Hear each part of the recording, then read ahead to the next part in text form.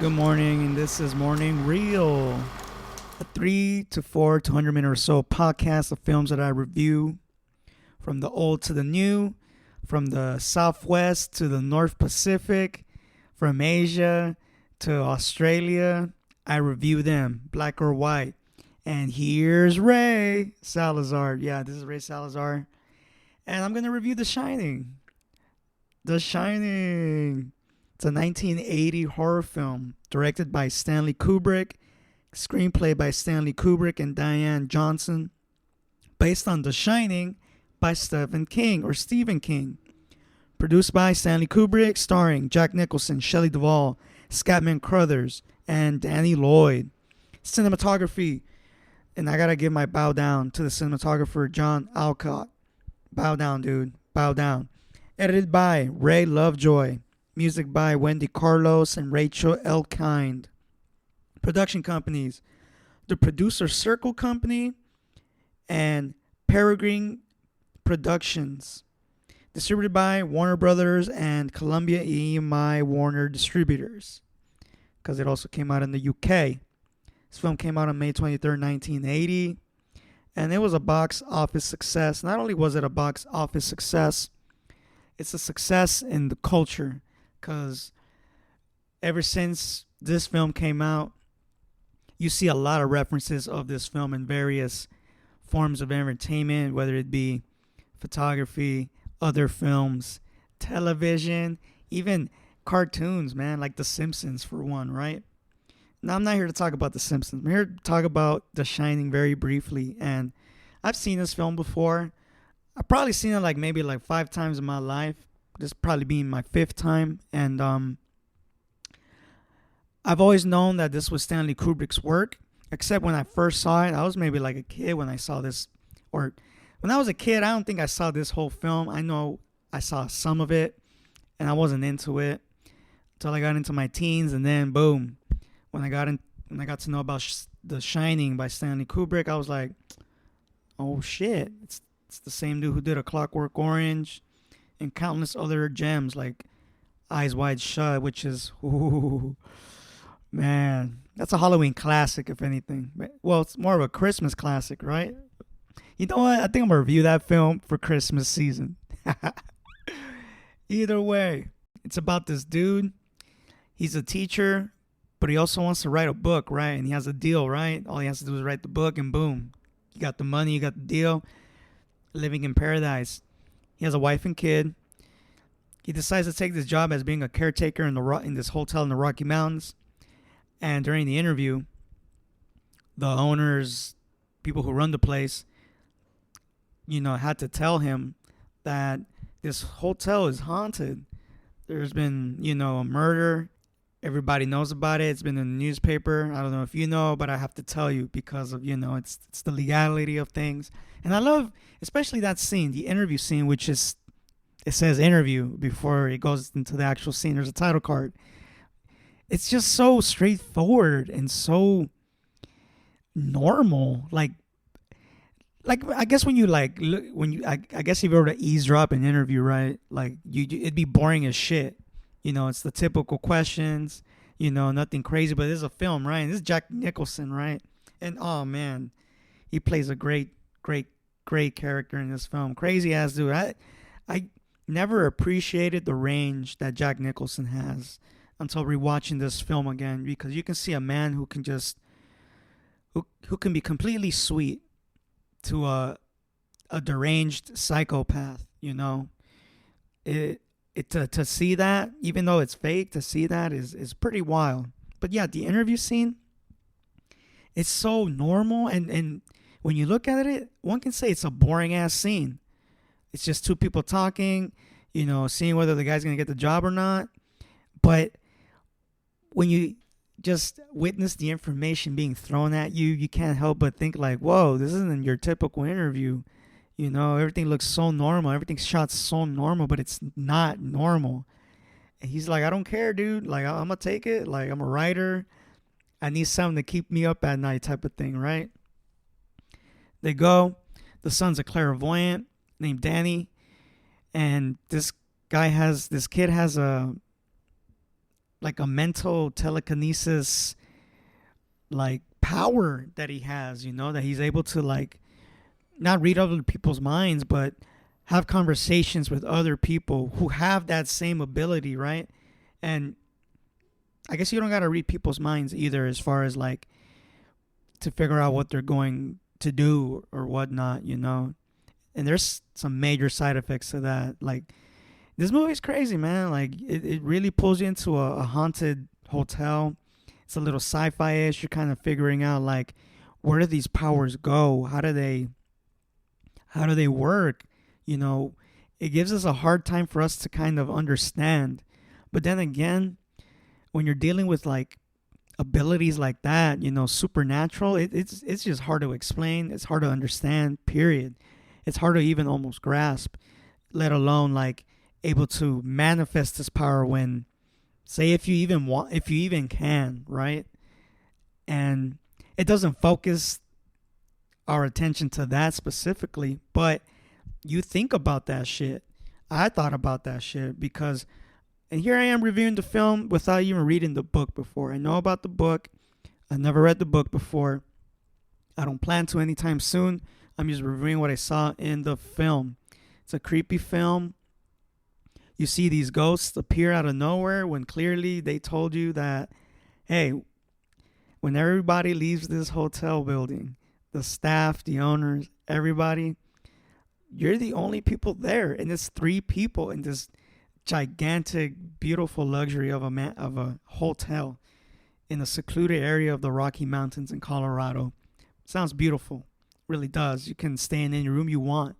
You have that freedom, but all that freedom comes with a price, and it sucks, man. And you help but wonder if these people who run this hotel, I wonder if they even are aware of the fact that anybody staying in that hotel can like end up going crazy.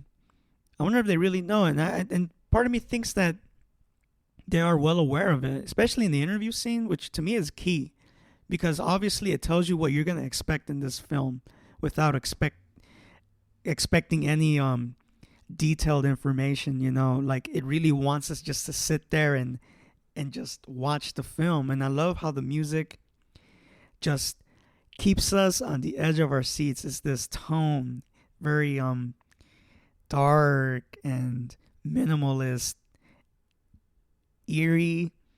It's not natural sounds, I mean, you got this organ type sound, but even that organ sound, it just sounds creepy and ominous, and it just doesn't make you feel comfortable, and it's not supposed to really. But it just tells you, hey man, like, we're not done yet, like, stuff is still going on. And I love how this music complements the cinematography of this film. It all plays together very well. I would say, man, it's a horror film without too much being a horror film. You definitely see some blood. You definitely see some death. I mean, you're dealing with ghosts, paranormal, Indian burial ground, stuff like that, man. What a different type of presentation of a horror film, especially from Stanley Kubrick. I mean, this guy is a legend. Even at that time, he was he was just at his game. Like, he just knows how to make a film. He knows how to present us uncomfortableness. He knows how to present craziness. He knows how to present the beauty of simplicity. He knows how to present a lot of things in all kinds of ways. And for a man who likes to take more than 50 takes to nail a scene down, no matter what, you got to give that man praise for like what he did in The Shining, the dolly shots, for instance. Man, dude, like, you never seen that before that film, really. Like, this guy perfected it. His shout out to his dolly operator, man. Beautiful job following Danny around this hotel, and it's just giving you a vibe as to like, what is this kid gonna discover? Because we know that this hotel is haunted, and things are just slowly starting to appear before our eyes, before their eyes, And once they come to life, it's over. It's like their psyche, their innocence, their world is just it almost doesn't exist anymore. You're in hell. That's how I felt watching The Shining. It's like a little own personal hell without having to see too much blood, without having to see gunshots, explosions. It's very visceral as far as like how people end up dying in this film. Obviously, I would give this film 4 out of 4, man. It's just a good film. It keeps you at the edge of your seat. It totally makes sense. These characters are great. Like, even the kid, dude, like, for him to act like this type of kid where, like, he has, like, 2 different personalities and having to, like, try to escape from his dad who's completely insane, trying to rescue his mom and the mom trying to rescue him. Shelley Duvall giving a great performance. The screams in that film from Shelley Duvall are great and beautiful and very believable. And I mean, all right, Shelley Duvall real quick in this film, man. Oh my god, dude, like, you gotta give it to her, man. Like, for her to take jack shit, dude, when he's like being very nasty to her. Oh my god, dude, like, any other chick would have like beat the shit out of him at that point, right? But I mean, that wouldn't be good, right? But like, to see Shelley Duvall just take it with poise, it's great acting, dude. Like, it's hard not to snap or to react to something like that, And her character overall, like playing a mom and playing somebody who like is trying to survive, and make sure that her kid survives with her. Man, these characters go together great. Even the character of Grady, who in the famous bathroom scene, man, dude, even that scene alone, the cinematography, the way the lighting is, it's so bright. But even though it's bright, it's uncomfortable, because usually when you want something uncomfortable or you want to show the darkness of somebody, you'll have the light in a certain fixed way where like one side of your face is very well lit and the other side is just totally underlit. You get to see a contrast, but no, everybody is bright and shining.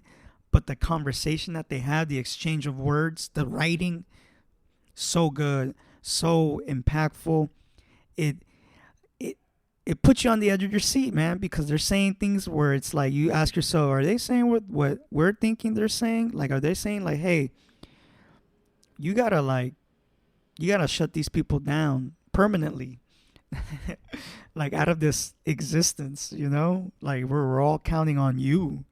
And it's total ghost drunk manipulation, man. And it's crazy how these characters are all flawed, man. And so many layers to this film, man. I don't want to go more about it, but please watch this film. If you like horror films, please watch this film.